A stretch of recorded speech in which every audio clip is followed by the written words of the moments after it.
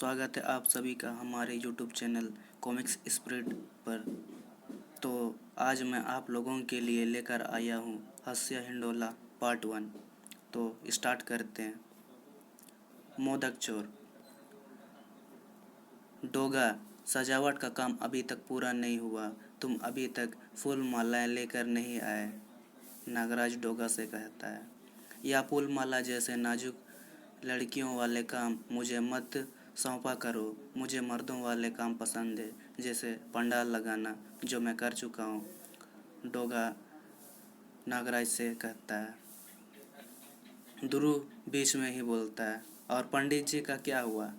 Inspector still कहता है, उनका मैसेज आया था, लेट हो जाएंगे, उन्हें दूसरी टोली ने हड़प लिया। नागराज फिर से कहता है, अबे निकम्मो, काहिलो, कामचोरों, फूल नहीं आए, पूजन सामग्री नहीं लानी है, पंडित जी लापता हैं, दुनिया भर के काम पड़े हैं, कैसे होंगे सब? नागराज मन में सोचता है, एक लीडर को ऐसे ही रौब जमाना चाहिए। तब ध्रुव बोलता है, बासन जलाने से कुछ नहीं होगा नागराज, हम सभी को मिलकर सारे काम निपटाने होंगे। वह सोचता है, मेरे होते हीरो बनने जा रहा था, मैंने इसकी पतंग उड़ने से पहले ही काट दी। ध्रुव, तब तक ब्लाइंड डेथ यहाँ रुक कर निगरानी करेगा और बांके ब्लाइंड डेथ का साथ देगा।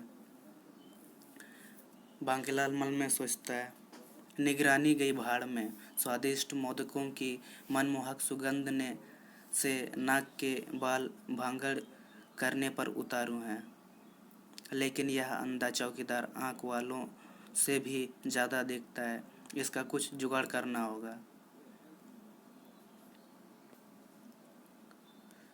बांकेलाल ब्लाइंड डेथ से कहता है, यार इन लोगों की प्रतीक्षा करते हुए तो हम उब जाएंगे। समय व्यतीत करने के लिए मैं तुझे एक बदकिस्मत बंदे की कहानी सुनाता हूँ। एक बार की बात है, एक मोटा मनहूस मुच्छड़ राजा था। उसकी मेरी तरह एक सलाहकार था, जो बेचारा वास्तव में राजा बनने के योग्य था, लेकिन बनकर रह गया सलाहकार। वह राजा बनने के लिए योजना बनाता, लेकिन हर बार उसकी योजना की टांग टूट जाती। एक बार अरे वह देखो, 4 टांग वाली गाय, कहाँ किधर चली गई? अच्छा, फिर एक दिन उसने एक राक्षसी से शादी, बच्चा, श्राप और लेकिन फिर उसकी योजना की टांग टूट गई। अरे वह देखो, टेढ़ी पूंछ वाला कुत्ता।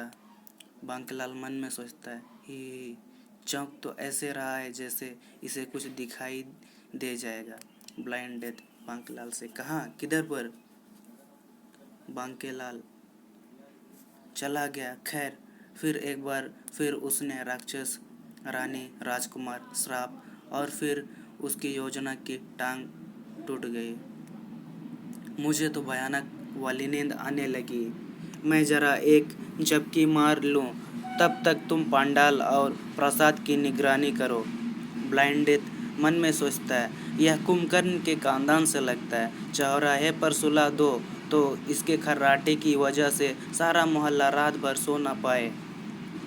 अचानक यह क्या हो गया? बांकेलाल अचानक से सो करके उठता है। क्या क्या हुआ? नागराज बांकेलाल से कहता है, प्रसाद के सारे मोदक कौन खा गया? बांकेलाल, क्या? मन में सोचा, यह क्या, मैंने तो सिर्फ 2 ही मोदक खाए थे, यह पूरा थाल कैसे खाली हो गया? बांकेलाल ब्लाइंड डेथ की तरफ इशारा करते हुए, मोदक मैंने नहीं खाए, मैंने इसे निगरानी करने को कहा था। मेरे नींद में होने का फ़ायदा उठाकर इसने ही खाए होंगे। इसे सब दिखाई देता है। पूछो इससे कि 4 टांगों वाली गाय और टेढ़ी पूंछ वाला कुत्ता ढूंढ रहा था या नहीं। ब्लाइंड डेथ, सरासर आक्षेप है यह। मैं अपनी जगह से हिला तक नहीं और यहाँ हमारे अलावा कोई नहीं था। मुझे अपनी कहानी में उलझाकर मोदक हड़पने का काम इसी षड्यंत्र कारी का है। ध्रुव, चोर से चोरी करवाने की सलाह दोगे तो यही होगा। मान लो नागराज की तुम में जरा भी अकल नहीं है। ध्रुव नागराज से कहता है। अच्छा, और अंधे से पहरेदारी करवाने का सुझाव तो तुम्हारे सुपर कंप्यूटर से तेज दिमाग से ही निकला था ना। नागराज जवाब देता है ध्रुव को। ब्लाइंड डेथ अपने आप से, लेकिन मैं बेकसूर हूँ। इंस्पेक्टर स्टील, मोदक बांके ने ही हड़पे हैं। या देखो, मेरे मैग्नीफायर में बांके के कपड़ों पर मोदक के अंश दिख रहे हैं। मार दिया जाए या छोड़ दिया जाए? बोल बांके, तेरे साथ क्या सलूक किया जाए? बांके मन में सोचता है, सत्यानाश जाए इस टीन के डिब्बे का। बांकेलाल कहता है, वो मुझे भूख लग रही थी तो मैंने शिव जी से मोदक खाने की आज्ञा ली। मैं शिव के लिए उनके पुत्र गणेश समान ही तो हूँ, तो उन्होंने मुझे यह कहकर अनुमति दे दी कि मैंने खाया या गणेश जी को भोग लगाया, एक ही बात है।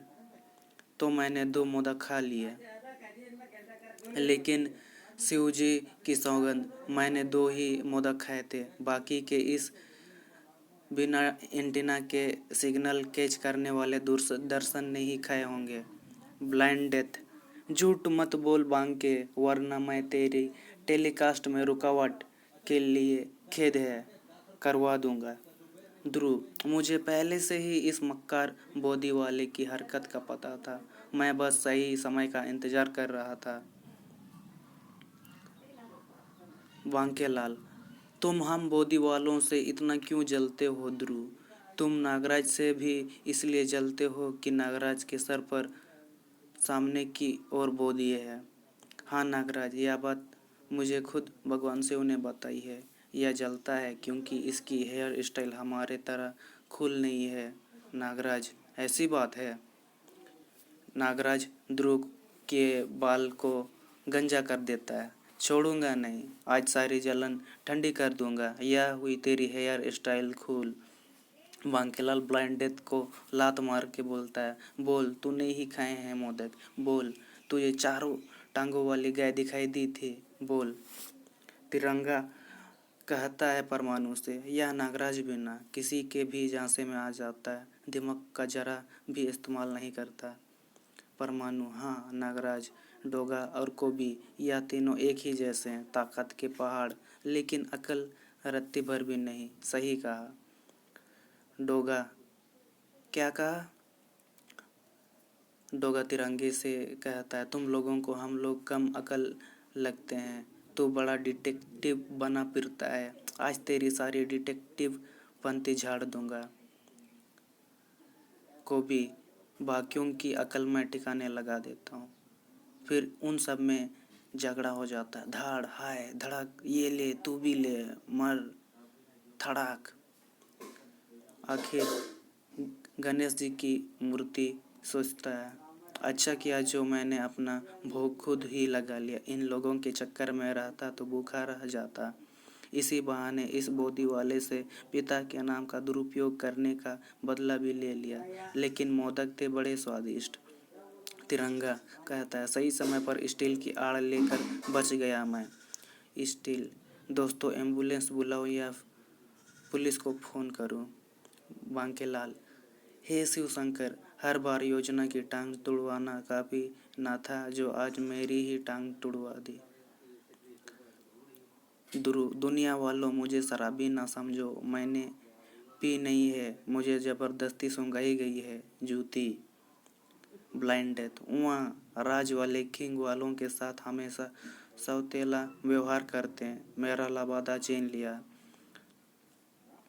नागराज, छीना नहीं है बे, इज्जत बचाने के लिए उधार लिया है।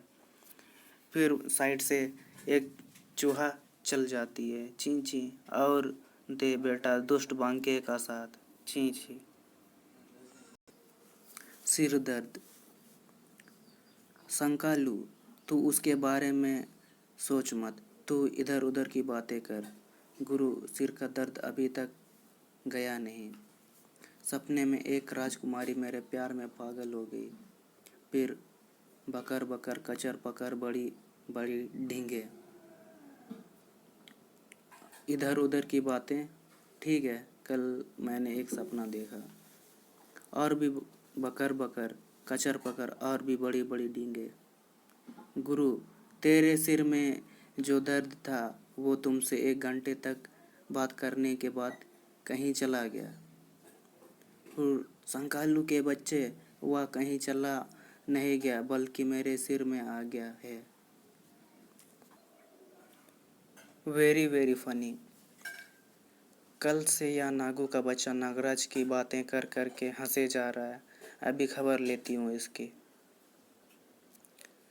हो, नागराज भी बड़ा फनी बंदा है यार।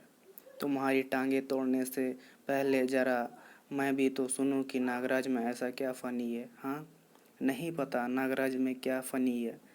सर फनी हो खी। मम्मी, मैं यह फ़ोटो अपने कमरे में टांगने जा रही हूँ। ठीक है श्वेता। श्वेता संभल कर, वरना चोट लग जाएगी।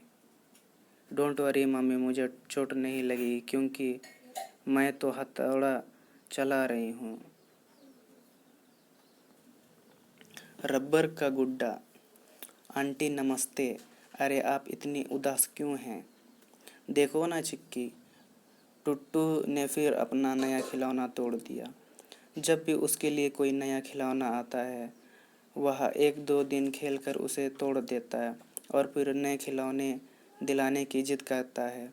इतनी सी बात, उसकी यह आदत तो मैं चुटकियों में छुड़वा सकती हूँ। क्या सच्ची? अगर तुमने उसकी यह आदत छुड़ा दी तो मैं तुम्हें शुद्ध देसी घी से बना स्वादिष्ट गाजर का हलवा खिलाऊंगी। गाजर का हलवा? वाह, फिर तो समझिए काम हो गया। यह लो टुट्टू, मैं तुम्हारे लिए नया खिलौना लाई हूँ। थैंक यू चिक्की। छी, कितना भद्दा खिलौना है यह। इसे तो मैं अभी तोड़ दूंगा। इस हथौड़े ने बड़े बड़े खिलौने तोड़े हैं। यह आया छोटा टुट्टू का हथौड़ा। अपनी खैर मना ले बद्दे खिलौने, अब तो नहीं बचने वाला। यह रबर का बना अनब्रेकेबल गुड्डा है टुट्टू। कितनी भी कोशिश कर लो यह टूटने वाला और टूटेगा नहीं, तो तुम्हें यह कोई नया खिलौना नहीं मिलने वाला। मांसाहारी हाथी। जैन, हाथी मांसाहारी होता है या शाकाहारी? शाकाहारी।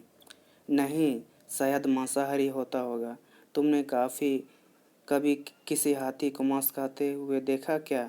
थोड़ी देर बाद। जैन, जल्दी चलो, मैंने एक हाथी को मांस खाते हुए देखा है। कहाँ? वह तो गन्ना खा रहा है।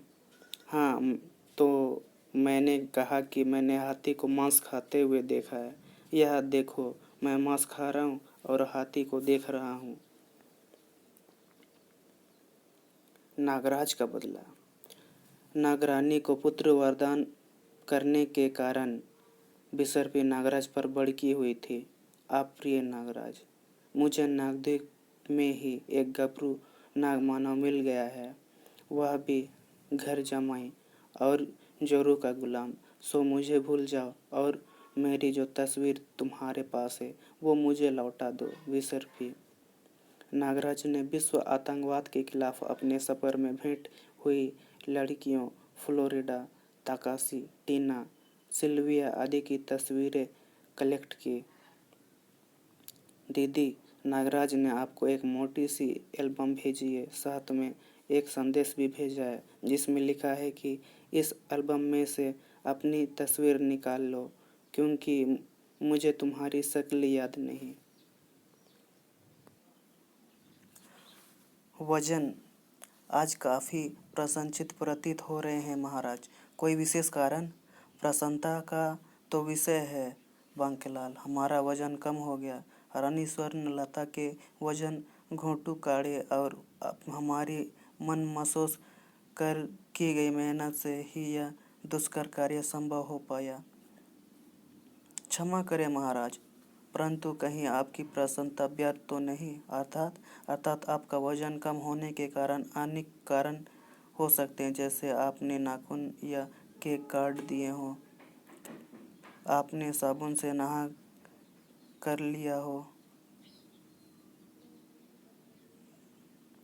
आज की तरह आप स्नान के पश्चात कच्चा ताल पर ही छोड़ आए हों, जिसे ताल से उठाकर लाने के लिए सैनिकों की एक पूरी टुकड़ी को भेजना पड़ा है। जलेबी रिश्ते। नागराज, आज प्रेम दिवस है और तुमने मुझसे अभी तक प्रेम का इजहार नहीं किया। बिसर्पी, मैं रिश्तों के जाल में उलझा हुआ हूँ।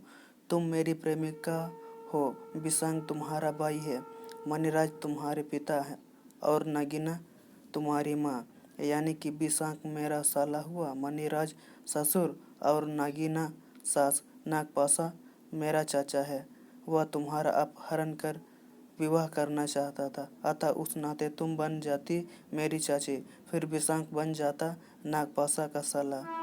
पर बिसांग तो नागपासा का बेटा है, फिर वह तुम्हें क्या बुलाता, दीदी या माँ? बिसांग तो मेरा चचेरा भाई है और तुम उसकी बहन, यानी तुम हुई मेरी चचेरी बहन।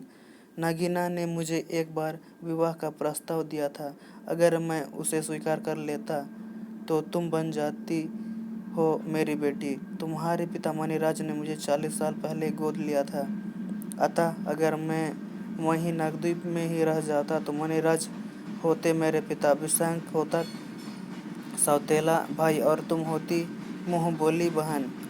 अब तुम ही बताओ बिसर्पी कि मैं तुम्हें क्या पुकारूं, प्रेमिका, चाची, चचेरी बहन, मुँह बोली बहन या फिर बेटी?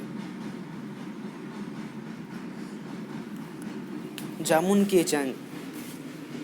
काफ़ी जामुन एकत्र हो गए, अब जल्दी चलो, इससे पहले कि जैन फूजो बाबा की कुटिया से निकल जाए, मुझे वहाँ पहुँच जाना चाहिए।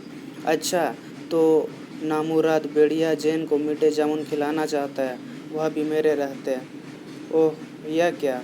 खोबी का अड़ंगा, तू मेरा समय खराब कर रहा है खोबी, जो कि मेरे पास बिल्कुल भी नहीं है, और तू मेरा दिमाग खराब कर रहा है भेड़िया, जो कि मेरे पास बिल्कुल भी नहीं है। सही कहा। खुजली दिवस। मरखब या बड़ा वाला दिल, क्षमा को देकर अपना प्रस्ताव फेंक मार, तेरे दीवानेपन पर बावली हो जाएगी, प्रेम बावरी बन जाएगी। कुछ कित्ता ई बांके लाल, क्षमा, देख आ गया तेरा दीवाना, वाह कितना शानदार दिल है सेनापति जी। उफ, मेरे हाथों में खुजली क्यों हो रही है?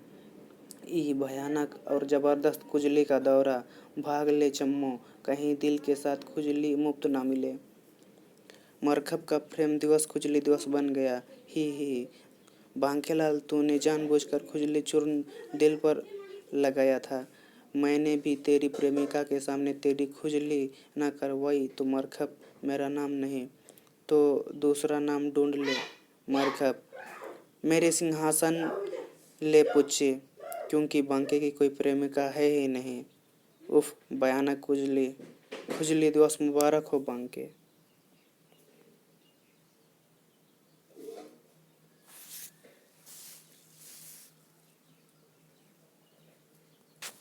तो दोस्तों, आज के लिए बस इतना ही। अगर आपको यह वीडियो अच्छा लगे तो लाइक और सब्सक्राइब कर दीजिएगा। धन्यवाद।